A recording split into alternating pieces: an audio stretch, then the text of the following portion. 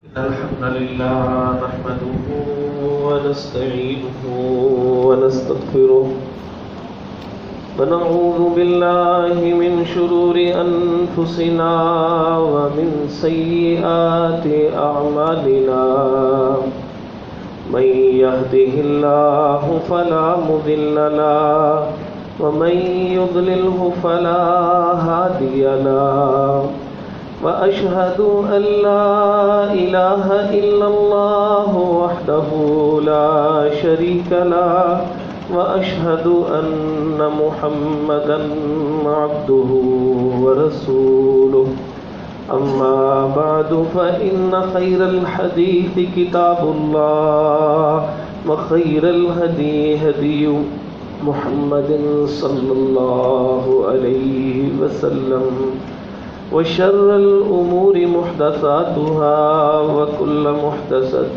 بدعة وكل بدعة ضلالة وكل ضلالة في النار فأعوذ بالله من الشيطان الرجيم بسم الله الرحمن الرحيم يا أيها الذين آمنوا اتقوا الله حق تقاته ولا تموتن إلا وأنتم مسلمون يا أيها الناس اتقوا ربكم الذي خلقكم من نفس واحدة وخلق منها زوجها وبث منهما رجالا كثيرا ونساء واتقوا الله الذي تساءلون به والأرحام إن الله كان عليكم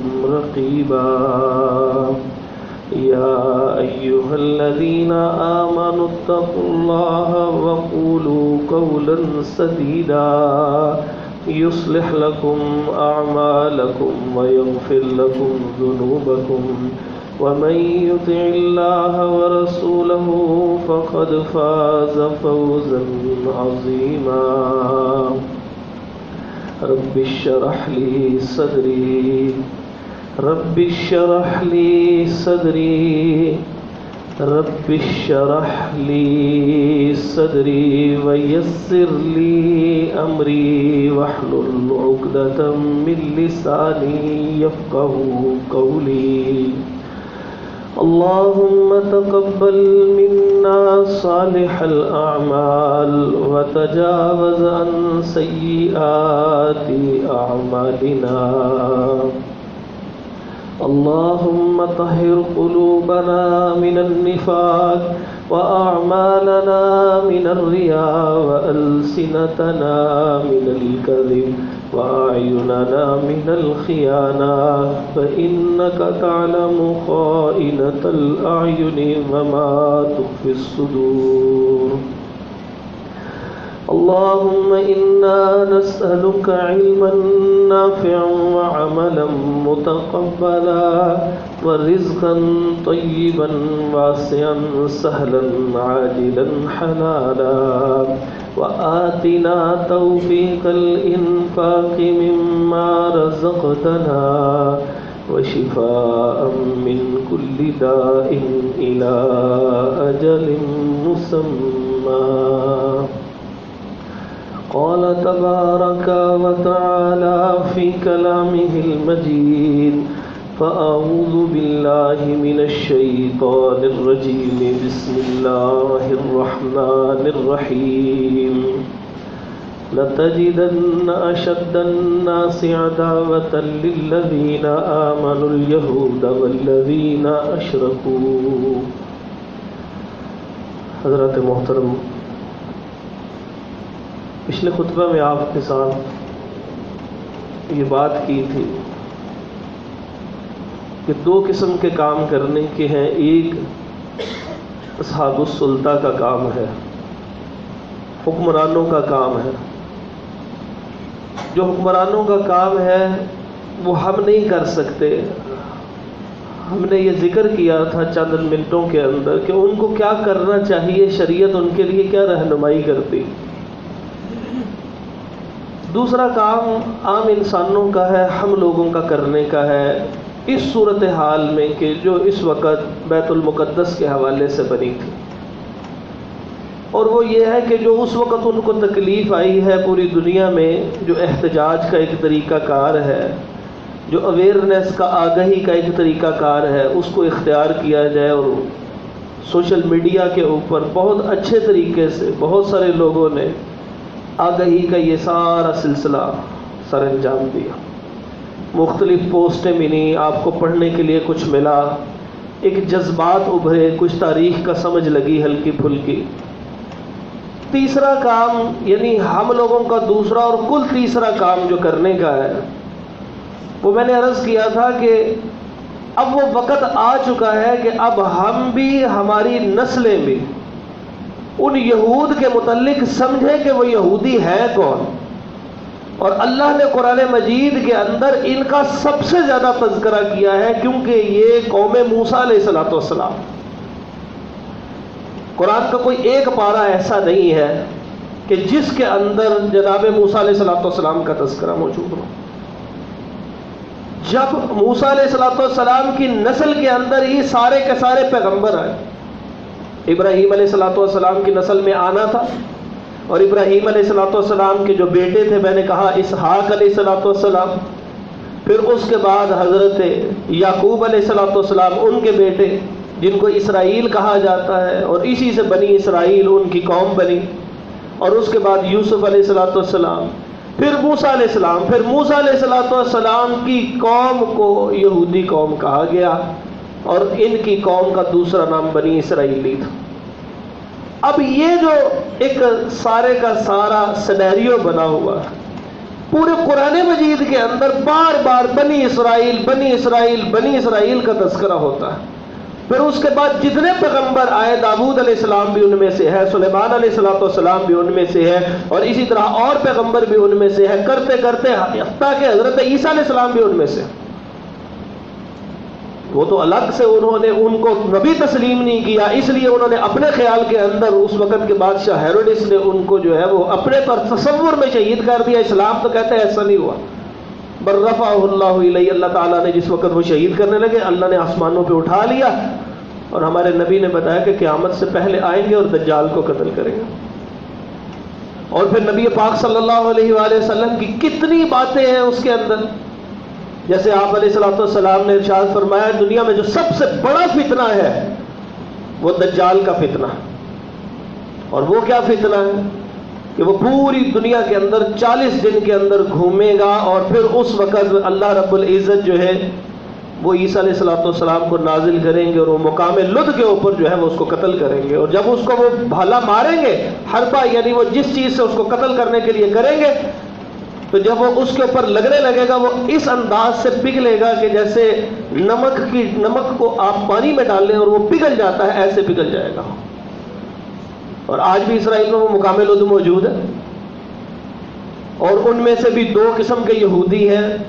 एक वो है जो अपनी मजहबी रिवायात पे शिद्दत से यकीन रखते हैं, और वो इस वक्त गालिब है। तो अब ये मौका आ गया है कि इसको तरतीब से समझ लिया जाए, और कुछ बातें मैंने जो पहले अर्ज की थी उनको तसव्वुर में ले आए। उसके बाद अगली बात शुरू करते हैं कि मूसा अलैहिस्सलाम जिस वक्त अपनी कौम को लेके निकले, और मैंने अर्ज किया था कि अपनी कौम को एक साइड पे बिठाया, और 70 अपने जो है वो करीबी बड़े बड़े जो अपने सरदार थे उस इलाके के, उनको लिया, और उनको लेने के बाद, इसको बंद करते हैं बिल्कुल जरा, उसको लेने के बाद वो वहां पर चले गए वादी के अंदर, और उनको नीचे बिठाया, और खुद जो है वो कोहे तूर के ऊपर चले गए। इसको बंद करें बिल्कुल, ये चल रहा है, निशान आते हैं। अच्छा, उसको नीचे बिठाया और खुद ऊपर चले गए, और 30 रात अल्लाह की इबादत की। जब 30 मुकम्मल होने लगे, अल्लाह ने फरमाया 10 रात और इबादत करना, और उन्होंने फिर 10 रात और इबादत की। कुल 40 रात जब हो गई, तो अल्लाह तबारक व तआला ने आसमान से तौरात नाजिल फरमा दी। अब जब आसमान से तौरात नाजिल फरमाई, तो वो लिखी हुई तख्तियों की शक्ल में थे, एक बार की नाजिल की।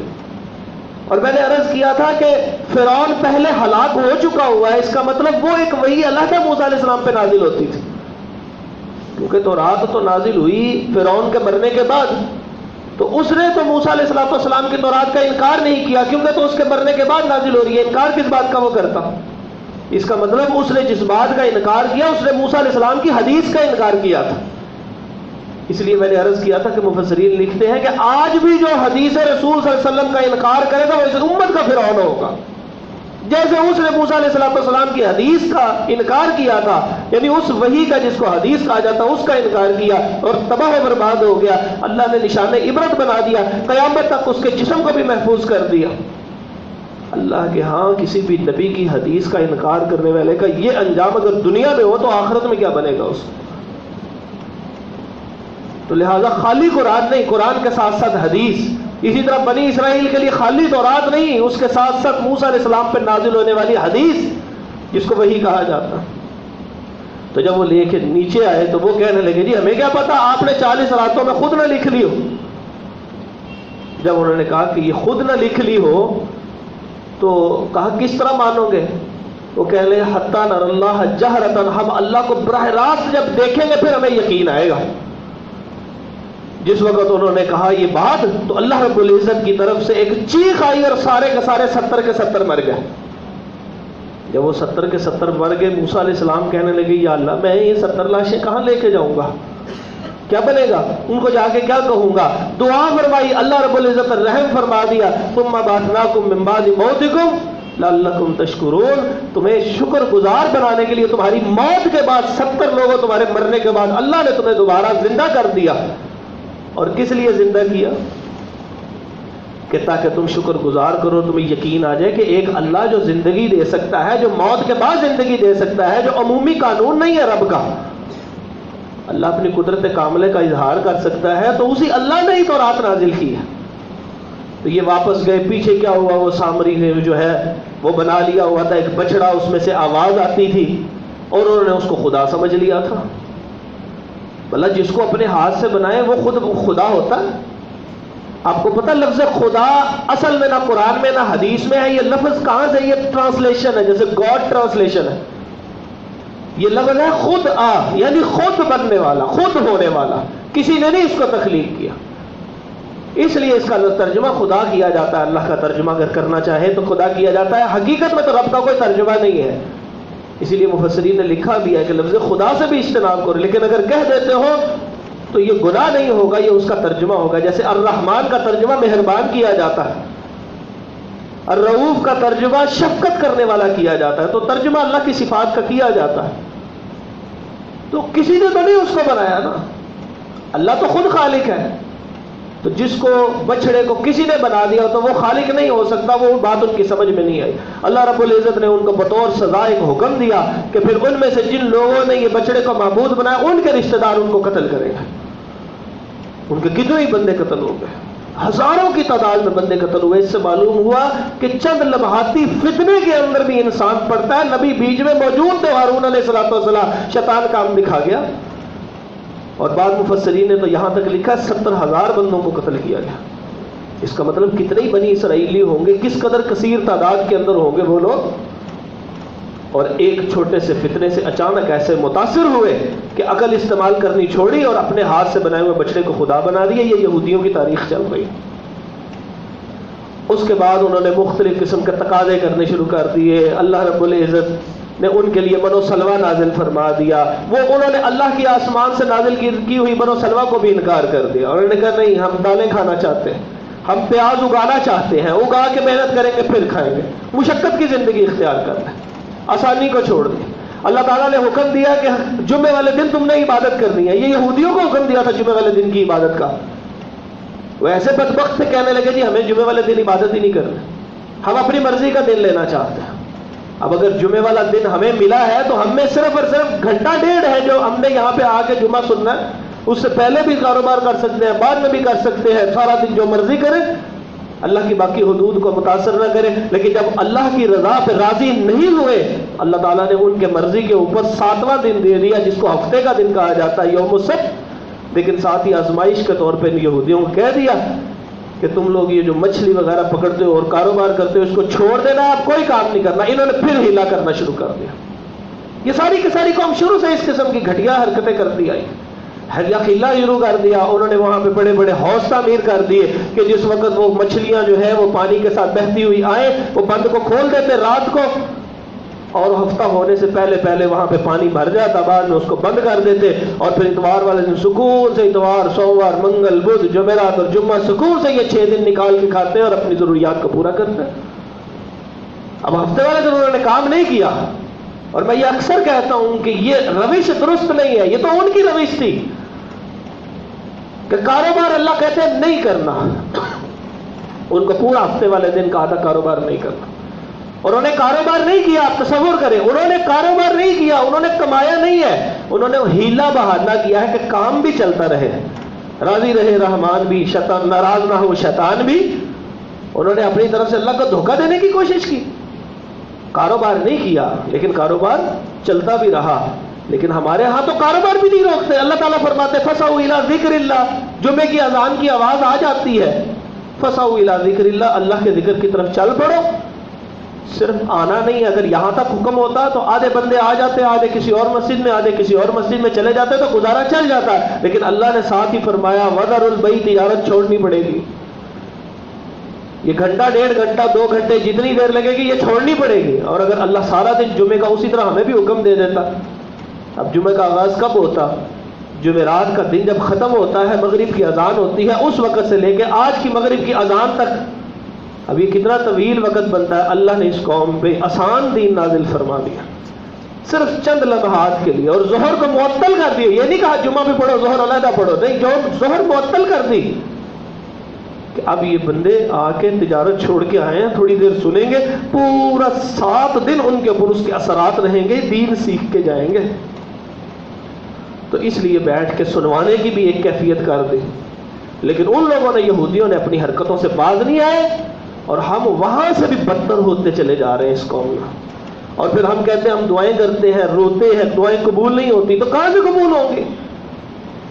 جب ہم نے روش وہ اختیار کر لی. اللہ تعالیٰ نے ان کو اس کی سزا دیتے ہوئے کیا کیا, ان کو خنزیر اور بندر بنا دیا. اللہ اکبر. اس لیے مفسرین لکھتے ہیں کہ اگر آج بھی امت محمد صلی اللہ علیہ وسلم کی آخری امت نہ ہوتی تو یہ جس روش کے اوپر ہے تو اللہ کا کوئی نہ کوئی عذاب ان کے اوپر آ چکا ہو. اللہ فرماتے ہیں ما کان اللہ لیعذبہم وانت فیہم, اے محمد صلی اللہ علیہ وسلم یہ عذاب کا طلب کرتے ہیں, ان پہ عذاب نہیں آئے گا جب تک آپ ان میں موجود ہیں. وما کان اللہ معذبہم وہم یستغفرون, جب تک یہ توبہ استغفار کرتے رہیں گے تب تک بھی ان پہ عذاب نہیں آئے گا. یہ تو اللہ کی رحمت ہو گئی اس آخری امت کے اوپر. پھر اس کے بعد بہت سارے اور معاملات پیش آئے, اللہ نے ہر معاملے میں ان کو ڈھیل دی, حتیٰ کہ جب وہ تورات لے کر آئے تھے, موسیٰ علیہ السلام نے کہا تم کہتے تھے اللہ کا کوئی حکم تحریری آئے, وہ آ چکا ہے, اب تورات کی شکل میں مانو اس کو. تو وہ کہنے لگے کہ ہم تورات کو نہیں مانیں گے. اللہ تعالیٰ فرماتے ہیں وَرَفَعْنَا فَوْقَكُمُ الطُّورَ, بنی اسرائیلیوں, یہودیوں, تمہیں یاد بھول گیا وہ وقت کہ جس وقت پہ جب تم نے کہا ہم نے تورات نہیں ماننی, تو پھر وَرَفَعْنَا فَوْقَكُمُ الطُّورَ, پورا طور پہاڑ اٹھا کے اللہ نے ان کے اوپر کر دیا. اب تصور کریں, یہ تو ایک چھت نظر آ رہی ہے, پورا کا پورا پہاڑ اللہ کے عذاب کے طور پہ سر کے اوپر آ جائے, اور وہ تصور کریں پھر کہنے لگے ہاں جی ہم نے لے لیا, ہم اللہ کی کتاب پہ راضی ہے. یہ ان یہودیوں کی شروع سے خصلت ہے, آج بھی اسی تصور پہ ساتھ چلے ان کے, کہ ان کو جہاں گنجائش ملی انہوں نے اپنے نبی کے ساتھ بھی اسی طرح دغا اور فریب کیا. پھر اللہ تعالیٰ نے سورۃ المائدہ میں وہ ایک اور دغا اور فریب بتایا کہ یہ ایسی قوم ہے, سمجھ لو اس کی خصلت کو. ہوا یہ کہ جب موسیٰ علیہ السلام, میں نے آپ سے عرض کیا تھا کہ جو ابراہیم علیہ السلام ہے وہ عراق میں پیدا ہوئے تھے, اور عراق سے نکل کے وہ فلسطین کے علاقے, جو فلسطین ہے اب لیکن پرانا اس کو شام کہا جاتا تھا, اور پھر وہ شام سے چلے گئے. ان کی اولادیں جو ہے وہ آگے کس طرح مصر میں منتقل ہوئی, یوسف علیہ السلام وہاں پر گئے, ان کے بھائیوں نے ان کو کنویں میں ڈالا تھا, پھر ان کے بھائی بھی ان کے پیچھے آ گئے, اس طرح بنی اسرائیلی وہاں پہ رہنے لگے.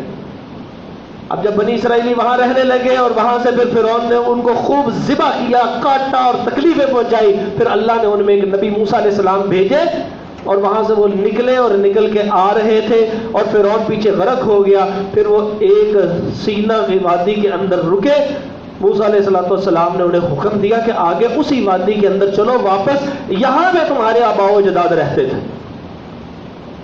اور وہ کہنے لگے ان فیہا قومن جبارین، امالکہ کی قوم تھی بڑی طاقتور، یہ لمبے لمبے قد.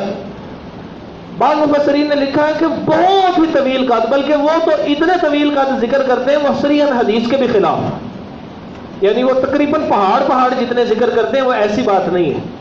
اس کے دو دلائل ہیں. پہلی دلیل اس کی یہ ہے کہ اللہ تعالیٰ نے قوم عاد کے متعلق فرمایا تھا کہ یہ قوم عاد ایسی ہے لم یخلق مثلھا فی البلاد، اللہ نے ایسی قوم ہی تخلیق نہیں کی کبھی، اور یہ وہ قوم نہیں تھے، اس کا مطلب اس قوم سے کم تھا. پھر نبی پاک صلی اللہ علیہ وسلم نے ارشاد فرمایا کہ آدم علیہ السلام کا جو قد ہے وہ 60 ہاتھ ہے. اب یہاں سے لے کے یہاں تک 1 ہاتھ بنتا ہے، یہ تقریباً 1.5 فٹ ہوتا ہے. تو اس اعتبار سے 90 فٹ کا وہ جو ایک مشہور ہے یہ حدیث ہے اس کے پیچھے. پھر فرمایا نبی صلی اللہ علیہ وسلم نے کہ اس کے بعد درجہ پر درجہ نئی آنے والی نسلیں تھوڑا کم ہوتی چلی جا رہی. تو وہ جب ان کے بعد آنے والی یہ نسلیں تھیں امالکہ، تو یہ جو ایک بات مفسرین نے لکھ دیا کہ وہ اتنی طویل تھیں کہ وہ 300-400 فٹ بلند تھی. تو وہ 300-400 فٹ تو بن نہیں سکتا کیونکہ نبی صلی اللہ علیہ وسلم کی حدیث کے خلاف. لیکن ہے وہ بڑی تشدد پسند قوم. جبار اس کو کہتے ہیں جو اپنی مرضی کرتا، اسی لیے خالی جبار نام نہیں رکھنا چاہیے، عبد الجبار، کیونکہ صرف مرضی کرنے کا اختیار اس رب رحمان کے پاس. اللہ تعالیٰ ناراض ہو کے پوچھیں گے کل قیامت کے دن، جس وقت سب کچھ تباہ ہو چکا ہوگا، اللہ تعالیٰ پوچھیں گے این الجبارون این المتکبرون، تکبر کرنے والے کدھر گئے ہیں، لوگوں پہ زبردستی اپنے احکامات کو مسلط کرنے والے کدھر گئے، این الجبارون کدھر ہے وہ. تو خالی جبار نام رکھنے سے بچتے ہوئے اگر نام رکھا ہوا ہے تو اس کو کوشش کریں کہ عبد الجبار بولا جائے. باقی اللہ کی صفات کے حوالے سے 3 اصول ہیں، وہ کسی وقت ذکر کر دوں گا. لیکن یہاں پہ یہ یاد رکھیں، وہ کہنے لگے ان فیہا قومن جبارین، اے موسیٰ علیہ السلام اندر ایک بڑی سخت قوم رہتی ہے. اب موسیٰ علیہ السلام کو انہوں نے انکار کر دیا. وہ کہنے لگے ہم اس میں اس وقت داخل ہوں گے جب قوم خود ہی باہر نکلے گی. انسان سوچ سکتا ہے کہ جس قوم میں، جس علاقے میں کوئی قوم رہتی بھی ہو اور وہ طاقتور بھی ہو، اسلحہ بھی ان کے پاس خوب ہو، مختلف علاقوں کے اندر ہیبت بھی ان کی بہت زیادہ ہو، کیا وہ خود کہیں گے جناب آپ آگے تو ہم نکل کے جا رہے ہیں؟ کبھی کسی نے کہنا یہ. لیکن انہوں نے شرط وہ رکھی کہ اپنی خصلت بد کا اظہار کرتے ہوئے اپنے نبی کو اس طرح تکلیف دینے شروع کر دی. اب نبی کہہ رہا اندر جاؤ جہاد کرنے کے لیے، اور قوم کہہ رہی ہے، اور وہ ہزاروں میں قوم ہے، وہ کہتی ہے ہم نے نہیں جانا، وہاں پہ بڑی سخت قوم ہے، زبردستی کرتی ہے، مارتی ہے، قتل کرتی ہے، اسلحہ بہت زیادہ، طاقت بہت زیادہ ہے. ہم اس وقت داخل ہوں گے کہ جس وقت وہ وہاں سے نکلیں گے. بھئی وہاں سے نکلیں گے کیوں؟ جہاد ہوگا تو وہاں سے نکلیں گے نا. جہاد کے بغیر وہ کیسے قوم نکلے گی؟ اب اللہ تعالیٰ فرماتے ہیں قال رجلان من الذین یخافون انعم اللہ علیہم، ان میں سے قوم میں سے نا 2 بندے نکلے، اللہ تعالیٰ نے ان پہ بڑا ہی انعام کیا تھا. اللہ نے نام ذکر نہیں کیا، ہم اس کے تجسس میں نہیں پڑتا. اللہ بھی فرماتے 2 بندے نکلے، ہم نے مان لیا 2 بندے تھے. وہ اپنی قوم کو جا کے کہنے لگے اے قوم تم صرف اور صرف اس دروازے سے تم نے داخل ہونا ہے. اب یہ وہ جیسے آپ نے بڑے بڑے قلعے دیکھے ہوں گے، اب قلعوں کے اندر کیا ہوتا ہے کہ بڑی بڑی فصیل بنا دی جاتی ہے، دیوار بنا دی جاتی ہے، اور اس کا دروازہ ہوتا ہے. وہ کہنے لگے آپ نے صرف اور صرف اس دروازے سے اندر قدم رکھنے ہیں، اللہ ایسی ہیبت طاری کر دے گا بلا جہاد وہاں سے وہ بھاگ جائے گا. اب اس قوم کے اوپر کتنے احسانات آپ تصور کر رہے ہیں. ہم اللہ کو دیکھیں گے تو ایمان لائیں گے، من و سلوہ ان کے لیے نازل ہو رہا ہے، اللہ پہ بہتان یہ باندھ رہے ہیں، تو رات کو تبدیلیاں یہ کرنی شروع کر دیتے ہیں بعد. لیکن اللہ تعالیٰ ان کو ڈھیل دیے جا رہا ہے تاکہ ان کی بدخصلت ساری دنیا کے سامنے ظاہر ہو. اور اللہ نے قیامت تک محفوظ کتاب میں ان کا سب سے زیادہ تذکرہ کر دیا ہے. یہ وہ قوم ہے. اور اے امت محمد صلی اللہ علیہ وسلم یاد رکھو لَتَجِدَنَّ أَشَدَّ النَّاسِ عَدَاوَةً لِلَّذِينَ آمَنُوا الْيَهُودَ، یاد رکھو تم سے سب سے زیادہ دشمنی کرنے والی یہ بدخصلت قوم ہے. لہذا اس کو سمجھو، یہ قرآن مجید کے واقعات. تو جس وقت انہوں نے کہا آپ اندر قدم رکھیں گے، اسی لمحے یہ قوم بھاگ جائے گی. اب یہ خوشخبری تھی بہت بڑی کہ ہمیں جہاد نہیں کرنا پڑے گا، ہمیں پہ کوئی تلوار نہیں چلے گی، ہمیں خود تلوار نہیں چلانی پڑے گی. لیکن وہ آگے سے کیا کہنے لگے ہیں؟ موسیٰ علیہ السلام سے کہنے لگے ہم نے آپ سے پہلے بھی کہا ہے یہاں پہ بڑی سخت قوم ہے. انت و ربک فقاتلا استغفر اللہ رب. کہنے لگے انت و ربک فقاتلا ان ہاہنا قائدون، ہم یہاں بیٹھے ہیں موسیٰ علیہ السلام، آپ اور آپ کا رب ان سے جا کے لڑ لیں. کتنی بڑی اذیت ہے، تکلیف ہے اور اللہ کے اوپر تان ہے. یوں سمجھیے کہ کہنے کو تو نبی مانتے تھے لیکن عملی اعتبار سے نبی نہیں مانتے. موسیٰ علیہ السلام کو کیا کہہ رہے ہیں، کتنی بڑی اذیت دے رہے ہیں، آپ اور آپ کا رب جا کے لڑے، ہم نے تو کوئی نہیں لڑنا. اب وہ کہنے والے کہہ رہے ہیں آپ کو لڑنا نہیں پڑے گا، آپ نے قدم اندر رکھنا ہے، وہ وہاں سے وہ بھاگ جائیں گے خوف کے مارے، صرف حرکت تو کرو. جیسے اللہ تعالیٰ نے رزق تو لکھا ہوا ہے انسان کا، لیکن اس کو دکان پہ تو آنا پڑے گا، فیکٹری تو جانا پڑے گا، محنت تو کرنی پڑے گی. رزق اللہ کی طرف سے، ہم کہیں ہماری محنت سے رزق ملتا ہے، اللہ کی قسم ایسے نہیں ہوتا. ہم نے صرف شٹر کو اوپر کیا، جا کے بیٹھ گئے، گاہک کا ذہن اللہ نے بنایا، وہ یہاں آ کے لیتا.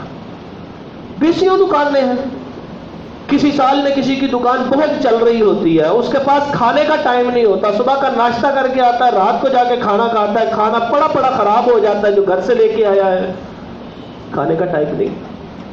اور ہمسایہ وہ ہے کہ جس کے پاس سارا دن کچھ نہیں ہے، 2-3 سال گزرتے ہیں، تلک الایام نداولها، یہ دن پھر جاتے ہیں، اور جس وقت دن پھرتے ہیں یہ غربت میں آ جاتا ہے. دکان وہی ہے، بڑی شاہانہ دکان ہے، سب کچھ موجود ہے، جائیدادیں اب بن چکی ہیں، گاڑیاں بنگلے آ چکے ہیں، بینک بیلنس ہو چکا ہے، جو چیز خریدتا ہے گاہک آگے سے خریدتا ہی نہیں ہے. وہ یہی تصور کرتا ہے، وہ کوڑا لا کے رکھتا ہے، اس کا بک جاتا ہے، میں سونا لا کے رکھتا ہوں، کوڑے کے بھاؤ بھی نہیں بکتا وہ، کیونکہ یہ کسی وقت میں تصور کرتا رہا ہے کہ میری محنت ہے، میں نے گاہک کو ایسے پھنسایا ہے. ایسے نہیں ہوتا. انسان کے ذمہ صرف محنت ہے، رازق اللہ ہے. اسی طرح انسان کے ذمہ صرف اور صرف کوشش ہے، نتیجہ اس اللہ کے پاس. تو چند افراد بھی مل جاتے تو اللہ تبارک و تعالیٰ عافیت عطا فرما دیتے. کہنے لگی انت وربک فقاتلا انا ہاہنا قاعدون، ہم یہاں بیٹھے ہیں، آپ اور آپ کا رب جا کے لڑے. وہ آگے سے کیا پھر موسیٰ علیہ السلام پریشان ہو کے کہنے اب یہ اتنی بڑی بات تھی، ڈائریکٹ اللہ کو طنز تھا، اب اس کے اوپر اللہ کی طرف سے پھر عذاب آ سکتا تھا. کہنے لگے یا اللہ میں اپنا اور اپنے بھائی کا تو ذمہ لے سکتا ہوں لیکن میں باقی کسی اور کا ذمہ نہیں لے سکتا. یعنی ساتھ ہی اللہ کے سامنے نبی نے بھی عاجزی کا اظہار کر دیا کہ اگر ان پہ عذاب آ گیا تو کوئی اس کے ساتھ ساتھ نیک افراد بھی نہ ساتھ چلے جائے، نبی کو تو بچانا ہے اللہ نے. تو اصل میں کہہ دیا کہ یا اللہ یہ جو چند افراد ہیں بس یہی ہے. پھر اللہ رب العزت نے عذاب تو نہیں براہ راست بھیجا، لیکن اللہ رب العزت نے اس قوم کے اوپر ایک چیز مسلط کی، وہ یہ کہ وہ اسی صحرا کے اندر 40 سال تک بھٹکتے رہے. ادھر جاتے تھے، ان کو رستہ نہیں ملتا تھا، یہاں سے واپس آتے، یہاں سے ادھر جاتے، رستہ نہ ملتا، نہ کہیں پانی کا صحیح انتظام تھا، نہ کہیں صحراؤں کے اندر کہاں کوئی چیز اگتی ہے، ریتلے علاقوں میں تو چیزیں نہیں اگتی. تو وہ قحط سالی کا شکار ہے، پریشان حال ہے. اسی اثنا میں یہیں پر موسیٰ علیہ السلام ان کے اندر موجود تھے. ان کے ساتھ ایک چھوٹا سا بچہ، ایک غلام تھا موسیٰ علیہ السلام کے ساتھ، جن کا نام یوشع بن نون علیہ السلام تھا. یہ بعد میں جا کے نبی بنا. تو ایک دن خطبہ دے رہے تھے موسیٰ علیہ السلام، خطبے کے اندر ایک بات کی. اللہ رب العزت نے بتایا کہ نہیں، ایک بندہ ہے ہمارے بندوں میں سے کہ جس کا علم اور انداز کا اللہ نے دیا ہے، جس کی ذمہ داریاں اور انداز سے ہیں. تو موسیٰ علیہ السلام نے کوئی غیرت نہیں دکھائی کہ یا اللہ اتنی تکلیفیں برداشت کی ہیں، ابھی بھی میرے سے کوئی زیادہ علم والا ہے. کہنے لگے یا اللہ میں اس سے ملنا چاہتا ہوں، کچھ سیکھنا چاہتا ہوں. اپنے پیچھے مقرر کرنے والے کو مقرر کیا اور پھر خود یوشع بن نون علیہ السلام کو ساتھ لیا اور پھر وہ جناب خضر علیہ السلام کے ساتھ ملاقات کے لیے گئے. اب تصور ذہن میں لے، پورے قرآن میں یہی قصے مختلف جگہوں کے اوپر ہیں، اس کی ترتیب لگ رہی ہے آپ کے سامنے. اور پھر موسیٰ علیہ السلام جب وہاں سے واپس آئے، کچھ عرصہ گزرا، موسیٰ علیہ السلام جو ہے وہ اس دنیا سے رخصت ہو گئے. صحیح بخاری میں ایک طویل واقعہ ہے ان کے دنیا سے جانے کا، لیکن اس وقت ہمارا موضوع یہود کی خصلت ہے. جب وہاں سے چلے گئے، ہارون علیہ السلام بھی فوت ہو گئے، موسیٰ علیہ السلام بھی دنیا سے رخصت ہو چکے. اس کے بعد وہ یوشع بن نون جو موسیٰ علیہ السلام کے ساتھ گئے تھے خضر علیہ السلام کی طرف کو، اللہ تبارک و تعالیٰ نے ان کو نبی بنا دیا. جب نبی بنا دیا تو اب وہ قوم کے نبی تھے. جب 40 سال وہاں پر رہے، وہاں پر گمراہ ہوئے رہے. گمراہ سے مراد ضلالت وہ والی نہیں ہے کہ جو شرک والی ضلالت ہے، وہ گمراہی کہ جو رستہ نہیں مل رہا، کبھی ادھر جاتے کبھی ادھر جاتے کبھی ادھر جاتے. 40 سال کو تھوڑا عرصہ نہیں ہوتا. انسان پریشانی کے عالم میں 40 سال گزارے، نسل ایک گزر جاتی ہے پوری کے پوری، جوان لوگ بوڑھے ہو جاتے ہیں. تو وہ 40 سال کے بعد جس وقت یوشع بن نون علیہ السلام کو اللہ نے حکم دیا کہ اب نکلو پھر اسی وادی کی طرف چلو، انہیں مالکہ کے ساتھ جہاد کرنا ہے. تو وہ یوشع بن نون علیہ السلام نکلے. میں نے یہ واقعہ پہلے بھی ذکر کیا ہے, اختصار کے ساتھ اسی تاریخ کو ہم چلاتے ہیں کہ یوشع بن نون علیہ السلام لے کے نکلے اپنی قوم کو. اب قوم کو عقل آ چکی تھی کہ اب یہ جو ہے اللہ کی طرف سے کوئی اور عذاب نہ آ جائے, کیونکہ موسیٰ علیہ السلام بھی نہیں اب رہے, وہ بڑے پاکیزہ پیغمبر تھے. تو اب ہماری وہ جو لاڈ ہے اس کی وجہ سے وہ یہ نہ ہو کہ وہ لاڈ ختم ہو گئے ہوں اور اللہ تبارک و تعالیٰ کی طرف سے کوئی پکا عذاب آ جائے, جیسے کوئی پتھروں کا الٹ جانا, جعل عالیہا سافلہا, نیچے سے اٹھا کے الٹا ہی نہ دے اللہ تعالیٰ, کوئی آگ نہ آ جائے, کوئی نوح علیہ السلام کی طرح پانی نہ ہو جائے اور غرق نہ ہو جائے. تو وہاں سے پھر وہ ساتھ چلے. اس وقت چلے تو وہاں پہ اس قوم کے ساتھ جہاد شروع ہوا. پہلے جس کو یہ کہا گیا تھا آپ نے قدم اندر رکھنا ہے, وہ قوم ڈر کے مارے بھاگ جائے گی, اب اس کے ساتھ دو بدو جہاد شروع ہو گیا. اور وہ جہاد اتنا سخت تھا کہ اس کے اندر کتنی ہی جانیں چلی گئی. موسیٰ علیہ السلام کی یہ قوم جو بنی اسرائیل تھی, جس کی کمانڈ اب یوشع بن نون علیہ السلام کر رہے تھے, کتنے ہی بندے ان کے بھی شہید ہو گئے, کتنے ان کے مارے گئے, جہاد کا کوئی نتیجہ نہ نکلا. لیکن جس وقت وہ جمعے والا دن تھا, عصر کی نماز کا وقت جو ہے وہ ختم ہوا, یعنی وہ کرتے کرتے غروب آفتاب کی طرف جانے لگا, یعنی آفتاب غروب ہونے لگا, دن کا اینڈ ہونے لگا, تو نظر آ رہا تھا کہ اب اگر ہم پیچھے ہٹے تو اگلے دن پھر یہ تر و تازہ ہو جائیں گے اور پھر نقصان ہوگا. تو نبی پاک صلی اللہ علیہ وسلم نے ارشاد فرمایا کہ اللہ کا یہ جو نظام یہ جو چل رہا ہے یہ کسی کے لیے کبھی نہیں رکا, ایک اللہ کے بندے کے لیے رکا. وہ کون تھے؟ یوشع بن نون علیہ السلام, کہ جس وقت انہوں نے یہ کہا اے سورج تو بھی اس اللہ کی مخلوق ہے, میں بھی اس اللہ کے حکم کا پابند ہوں, ٹھہر جا یہاں پر, ہم بھی اللہ کے حکم کی پابندی کر رہے ہیں. یہ جملہ انہوں نے کہا اور ساتھ ہی سورج اپنی جگہ پہ رک گیا اور پھر وہ جہاد ہوتا رہا حتیٰ کہ وہ پوری قوم شکست فاش ان کو ملی. اور وہ پورا علاقہ جو ہے وہ اسی وجہ, وہ اپنی خرابی کی وجہ سے انہوں نے اتنی بڑی جنگ کی, ورنہ اگر وہ قدم اندر رکھتے تو قوم نے بھاگ جانا تھا. اب جب یہ علاقہ ان کے پاس آ گیا, یوشع بن نون علیہ السلام اس دنیا سے رخصت ہو گئے. اس کے بعد اس قوم نے حرکت کیا کی, اس قوم نے یہ کیا کہ یہ قوم پھر آہستہ آہستہ جہاد سے پیچھے ہونا شروع. پھر ان میں اللہ تعالیٰ فرماتے ہیں ایک نبی آیا, اللہ نے نبی کا نام نہیں لیا, یہ دوسرے پارے کے اندر. پھر اس قوم کے خلاف ایک اور بندہ تھا جو لڑ رہا تھا, اس کا نام جالوت تھا.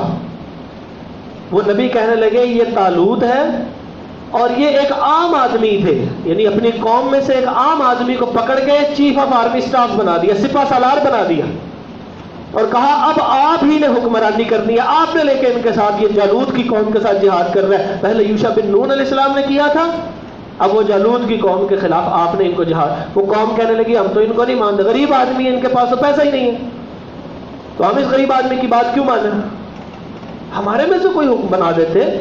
تو اللہ تبارک و تعالیٰ نے ارشاد فرمایا کہ وہ نبی کہنے لگے کہ اللہ تعالیٰ نے ان کو چنا ہے, اور کیوں چنا ہے, کیونکہ ان کے علم اور ان کے جسم کی وجہ سے, یعنی یہ علم و حکمت کے اندر بھی بڑے ہی اعلیٰ اور سمجھدار ترین انسان ہے, اور جنگوں کے اندر جسمانی قوت کی ضرورت ہوتی ہے. تو یہ جسم اور حکمت دو, جسم اور علم دونوں کے اندر قوت والے ہیں, تو لہٰذا یہی حکمرانی کریں گے, یہی جہاد کریں گے. اور اس کے ساتھ یہ ہے وہ مین پیک پوائنٹ جو سمجھنے والا ہے کہ اس وقت وہ کہنے لگے نبی کہ ان کے ساتھ ایک تابوت ہوگا. وہ تابوت سا انہوں نے ایسے بڑا سا بنایا جیسے صندوقچے ہوتے ہیں, آج بھی بنی اسرائیلی اسی کو تلاش کر رہے ہیں. اور وہ جو کہتے ہیں نا دجال آئے گا, ہم اس کو دجال دجل فریب سے کہتے ہیں, وہ ان کو مسیح کہتے ہیں. مسیح کا مطلب ہوتا ہے چلنے والا, سیاحت کرنے والا, جیسے سیر و سیاحت ہوتی ہے ایک جگہ سے دوسری جگہ. اسی طرح ان کے خیال میں وہ جو 40 ایام میں جو نبی صلی اللہ علیہ وسلم نے فرمایا 40 ایام میں پوری دنیا میں گھومیں گے, وہ گھومے گا وہ بندہ, تو وہ کہتے ہیں کہ یہ ہمارا مسیح ہے, وہ ہمارا بادشاہ آنے والا. اور یہ وہ تابوت سکینہ کے ساتھ میں ریلیٹ کرنے لگا, ذرا غور سے سمجھیے گا, کہ جس کی وجہ سے وہ اس وقت فلسطینیوں کا قتل عام کر رہے ہیں. یہ جو تابوت سکینہ تھا, یعنی وہ تابوت تھا ایک, اس کے اندر کہتے ہیں موسیٰ علیہ السلام اور ان کے بعد کے آنے والے کچھ نبیوں کی باقیات پڑی ہوئی تھی. موسیٰ علیہ السلام کا عصا بھی اس میں تھا. اب وہ صندوق جہاں پر جاتا وہ تصور کرتے کہ اب اللہ کی مدد آئے گی. کیسے عجیب لوگ ہیں. نبی موسیٰ علیہ السلام ساتھ تھے, کہتے ہیں آپ اور آپ کا رب جا کے لڑیے. اور اب ان کے بعد جب نسل تیار ہوئی, وہ کیا کہتی ہے, موسیٰ علیہ السلام کا صرف ایک لاٹھی اور چند چیزیں اس کے اندر تابوت میں موجود ہو, صرف اور صرف وہ جنگ کے میدان میں ساتھ لے جائیں, تو وہ سمجھتے تھے کہ اب ہماری فتح ہو جائے گی. کیسی عجیب و غریب قوم. لیکن بہرحال یہ ہوا ایسے ہی. وہ جب لے کے جاتے تھے دل سے لڑتے تھے, اللہ تعالیٰ کی طرف سے فتوحات نازل ہو جاتے. تو وہ طالوت کے ساتھ راضی ہو گئے, اس لیے کہ ان کے ساتھ تابوت سکینہ, یعنی وہ تابوت کہ جس کے ساتھ سکینت اور عافیت نازل ہوتی ہے, وہ ساتھ لے کے چلے. اور وہ جب ساتھ لے کے چلے تو انہی قوم میں سے ایک نوجوان تھا جن کا نام داؤد تھا. اللہ تعالیٰ نے ابھی نبی نہیں بنایا, کیونکہ نبی محکوم نہیں ہوتا. وہ ایک عام سپاہی کے طور پہ تھے. جس وقت وہ ان کے ساتھ جنگ ہوئی تو جنگ کے اندر صرف 313 افراد شریک ہوئے. اور پھر یہ داؤد علیہ السلام آگے بڑھے اور پکڑ کے طالوت کی جو گردن اتار دے. اس کے بعد اللہ تبارک و تعالیٰ نے ان کو نبی بھی بنا دیا اور ان کو بڑی بادشاہت بھی عطا فرمائی. اتنی بڑی بادشاہت, آپ تصور کریں جس جگہ سے یہ نکلے تھے, مصر گئے تھے, واپس آئے اور اب یہ سارا علاقہ دوبارہ ان کا اپنا ہو گیا. اور یہاں پر ایک پہاڑ کے اوپر انہوں نے بہت بڑی چھاونی بنا لی. اور یہ پہلے بندے تھے, اللہ تعالیٰ فرماتے ہیں وَأَلَنَّا لَهُ الْحَدِيدَ, کہ ان کے ہاتھ پہ لوہا نرم کر دیا تھا. یہ جو چیزیں بناتے ہیں نا, اوپر زرے پہننے والی یا سر کے اوپر پہننے والی وہ جو ٹوپی ہوتی ہے, خوت جس کو کہا جاتا ہے, یہ بھی داؤد علیہ السلام نے بنائی. اور پھر جس جگہ یہ لشکر نکلتا, تابوت سکینہ, تابوت کو ساتھ لے کے نکلتے. یہ فوج جا رہی ہے, اس میں تابوت ساتھ لے کے نکلتے, جیسے ڈولی کی طرح ساتھ لے کے جاتے. پھر فتوحات ہوتی. پھر اس طرح یہ بہت بڑا علاقہ ان کا اپنا ہو گیا. اور اس کے بعد جب سلیمان علیہ السلام آئے, میں اختصار سے ذکر کرنے لگا, سلیمان علیہ السلام آئے اور وہ ان کی بہت بڑی بادشاہت اللہ نے داؤد علیہ السلام سے بھی بڑھا دیا. کتنا بڑھا دیا, ہوائیں جو ہیں وہ ان کے تابع ہو گئی. ہوا کو اشارہ کرتے بندہ اٹھا کے ایک جگہ سے دوسری جگہ چلا جاتا. جن ان کے تابع ہو گئے, پرندوں کی بولیاں ان کو آتی تھی, ہر چیز ان کے تابع ہوگی. بہت بڑی سلطنت جو اس پہاڑی چھاونی کے اوپر سے نکلنے والے لشکروں سے بنی تھی, اس پہاڑ کو کہتے تھے جل. اور وہ اس پہاڑ کا نام اپنا تھا سہون. جیسے مختلف پہاڑوں کے نام ہوتے ہیں, ماؤنٹ ایورسٹ نام ہے, مری ایک پہاڑی کا نام ہے, تو پہاڑیوں کے مختلف, صفا پہاڑی کا نام ہے, مروا پہاڑی کا نام ہے. اسی طرح یہ پہاڑی کا نام تھا جل سہون. تو جس سے یہ پورے علاقوں میں انہوں نے حکمرانی کی تھی. تو اب یہاں پر سلیمان علیہ السلام جو ہے, جب وہاں سے لشکر نکلتا تو اور حکمرانی کبھی جگہ ہوگی, بہت بڑی ہو گئی. اب انہوں نے کیا کیا, انہوں نے پھر ایک بہت بڑی عمارت تعمیر کی. جیسے خانہ کعبہ کی تعمیر ہوئی ہے, اسی طرح انہوں نے بھی ایک اللہ کے حکم سے عمارت تعمیر.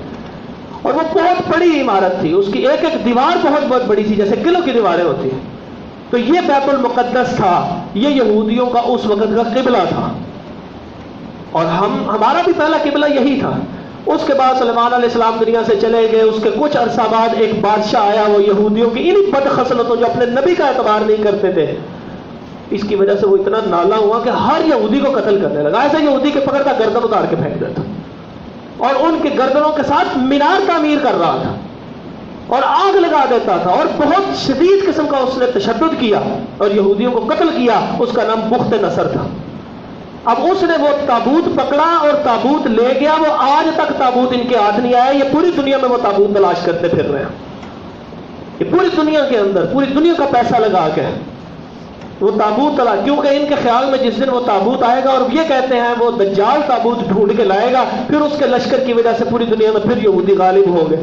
اور اس نے پھر وہ بیت المقدس تھا, وہ سارے کا سارا توڑ دیا, سارے کا سارا توڑ دیا. ایک دیوار رہ گئی. آپ نے نیٹ کے اوپر ایک دیوار دیکھی ہوگی جس کے ساتھ یہودی جو ہے وہ سر جوڑ کے رو رہے ہوتے ہیں.